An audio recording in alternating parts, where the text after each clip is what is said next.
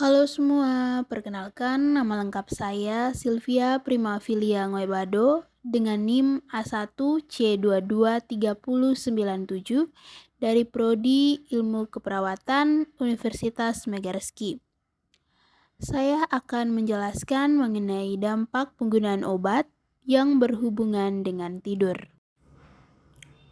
Yang pertama ada benzodiazepin.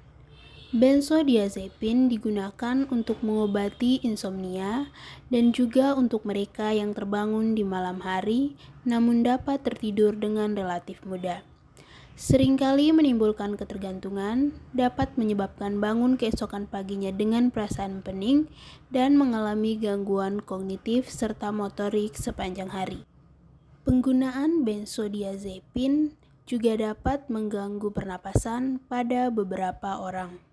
Contoh obat yang mengandung benzodiazepin ialah alprazolam, clonazepam, diazepam, midazolam, temazepam, dan triazolam.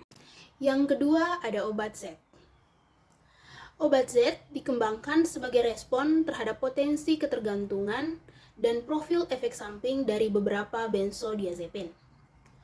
Obat-obatan tersebut tampaknya mengurangi waktu mulai tidur dan mungkin juga tidak terlalu mengganggu pernapasan saat tidur dibandingkan dengan obat-obatan golongan benzodiazepin. Namun, karena merupakan turunan dari benzodiazepin, obat Z memiliki efek serupa dengan benzodiazepin, yakni menunjukkan gangguan kognitif setelah bangun tidur, memiliki peningkatan risiko jatuh dan cedera, serta risiko yang lebih tinggi untuk terlibat dalam kecelakaan saat berkendara. Meskipun demikian, obat Z ini tetap menjadi obat lini pertama yang sering diresepkan untuk insomnia karena efek yang ditimbulkannya relatif terbatas dan potensi ketergantungan yang rendah. Contoh obat-obatan yang mengandung obat Z ialah ezopiklon, zeleplon, zolpidem, dan zopiklon. Yang ketiga ada antidepresan. Antidepresan adalah obat yang digunakan untuk menangani depresi. Meskipun tujuan utamanya adalah pengobatan depresi, ada beberapa antidepresan seperti golongan trisiklik yang digunakan untuk mengobati insomnia. Hal ini karena obat-obatan tersebut menyebabkan kantuk sebagai efek lingkungan, yang berarti bahwa mereka yang mengalami gejala depresi bersamaan dengan insomnianya dapat memperoleh manfaat dari efek lingkungan. Antidepresan lain seperti inhibitor reuptake serotonin optik atau SSRI memiliki efek stimulan pada manusia sehingga biasanya tidak berguna dalam pengobatan insomnia. Antidepresan dapat menyebabkan beberapa efek samping yang berbeda-beda, tergantung pada karakteristik masing-masing obat dan juga kondisi pasien. Efek samping yang mungkin muncul akibat penggunaan antidepresan ialah pusing, mual, mulut kering, insomnia, sembelit, diare, lelah, dan juga tremor. Contoh obat-obatan yang mengandung antidepresan ialah amitriptyline, clomipramin, doxepin, fluoxetine, imipramin, dan mirtazapin. Yang keempat ada antihistamin. Antihistamin merupakan salah satu jenis obat yang banyak dikonsumsi ketika reaksi alergi muncul. Antihistamin bisa mengurangi beberapa reaksi alergi seperti hidung tersumbat, bersin-bersin, dan kulit yang gatal. Ada beberapa antihistamin yang tersedia tanpa resep dokter dan dapat digunakan untuk mengobati insomnia karena kemampuannya untuk berinteraksi dengan otak. Oleh karena itu, resep obat-obatan ini sendiri dalam meningkatkan kualitas tidur memiliki risiko efek samping tersendiri. Contoh obat-obatan yang mengandung antihistamin ialah chlorpheniramine, diphenhidramin, dan hidroksizin. Yang kelima ada obat tekanan darah. terdiri dari 2 kelas, yakni yang pertama ada penghambat enzim pengubah angiotensin atau ACE. ACE tidak secara langsung menyebabkan insomnia. Namun, efek samping seperti batuk kering yang terus-menerus akibat penumpukan protein penyebab peradangan di tubuh dan juga nyeri otot akibat perubahan kalium dapat mempengaruhi tidur. Contoh obat-obatan yang mengandung ACE ialah benazepril atau lotensin, enalapril atau vasotek, lisinopril atau prinivil, kuaninapril atau akupril, ramipril atau altace, dan banyak lainnya dalam keluarga ini. Yang kedua ada beta blocker. Beta blocker dapat mengurangi kadar melatonin alami yang membantu siklus tidur, dan jenis tertentu seperti carvedilol dapat menyebabkan mimpi buruk.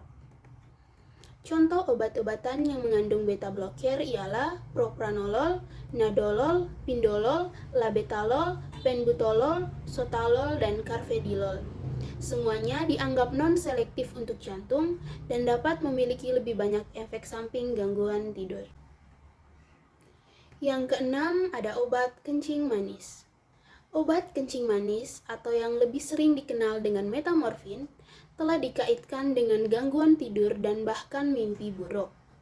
Insomnia lebih jarang terjadi pada penggunaan metamorfin. Contoh obat kencing manis yang paling dikenal sebagai metamorfin atau glukopage. Yang ketujuh ada obat memori. Penderita demensia dan mereka yang mengalami perubahan ingatan seringkali mengalami gangguan siklus tidur. Selain itu, obat-obatan yang digunakan untuk mengatasi kondisi ini seringkali memiliki efek mempromosikan bangun yang dapat membantu meningkatkan kewaspadaan. Efek samping obat-obatan tersebut ialah nyeri, kram otot, peningkatan tekanan darah, kegelisahan, dan juga kurang nafsu makan yang dapat menyebabkan gula darah rendah serta mengganggu tidur. Contoh obat-obatan ini adalah donepezil atau Aripek, galantamin atau Razidin, dan rivastigmine atau Exelon. Yang kedelapan adalah obat suasana hati dan kecemasan. Depresi, kecemasan, dan kondisi kesehatan mental lainnya seringkali menyebabkan masalah tidur tanpa pengobatan.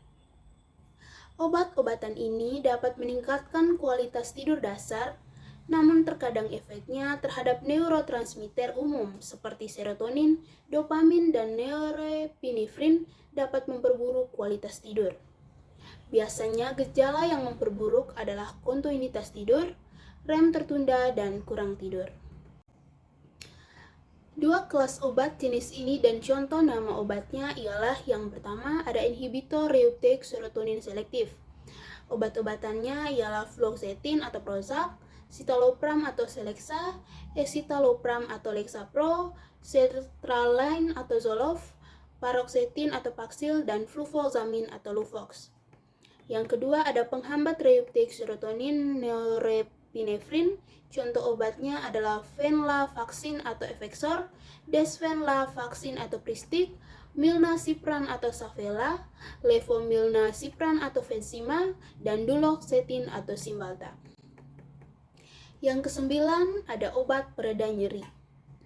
Nyeri dapat membuat sulit tertidur dan juga bisa tetap tertidur. Pada beberapa orang, obat nyeri opioid yang terkadang diresepkan untuk mengobati nyeri sedang hingga parah setelah operasi atau cedera dapat menyebabkan masalah tidur dengan menyebabkan perubahan siklus tidur dan bahkan apnea, yaitu saat pernapasan berhenti dan dimulai kembali sepanjang siklus tidur. Contoh obat-obatan pereda nyeri ialah fentanyl atau Duragesic, morfin atau Avinza, hidrokodon atau Norco, oksikodon atau Oxycontin, oksimorfin atau Opana, dan tramadol atau Ultram. Yang ke-10 ada stimulan. Stimulan bekerja di sistem saraf pusat dan meningkatkan kewaspadaan, perhatian, dan juga energi. Meskipun umumnya digunakan untuk gangguan pemusatan perhatian atau hiperaktivitas, Obat-obatan ini juga digunakan untuk mengobati kondisi yang mempengaruhi kewaspadaan dan konsentrasi, terutama di kalangan orang dewasa yang lebih tua. Stimulan dapat membuat seseorang membutuhkan waktu lebih lama untuk tertidur. Ini disebut latensi permulaan tidur dan berhubungan dengan insomnia serta gangguan pada jam tidur internal seseorang. Contoh obat-obatan yang mengandung stimulan ialah amfetamin dextroamphetamine atau Adderall, metilpenidet atau Concerta, dextroamphetamine atau Dexedrine, dexmetilpenidet atau Vocalin, metilpenidet atau Ritalin, lisdexamfetamin atau Vivance, dan banyak formulasi lainnya. Yang ke-11 ada steroid. Glukokortikoid atau steroid digunakan sebagai obat antiinflamasi jangka pendek atau agen imunosupresif jangka panjang untuk kondisi seperti rheumatoid arthritis, multiple sclerosis, leukemia, limfoma, dan lupus sistemik. Dengan steroid, perubahan dalam tidur mungkin disebabkan oleh kegelisahan yang disebabkan oleh obat-obatan bersamaan dengan penurunan kadar melatonin alami dan gangguan siklus tidur. Contoh obat-obatan yang mengandung steroid ialah prednisone atau deltason, metilprednisolon atau medrol, dan dexamethasone atau decadron. Sekian pemaparan mengenai dampak penggunaan obat yang berhubungan dengan tidur. Terima kasih dan sampai jumpa lagi.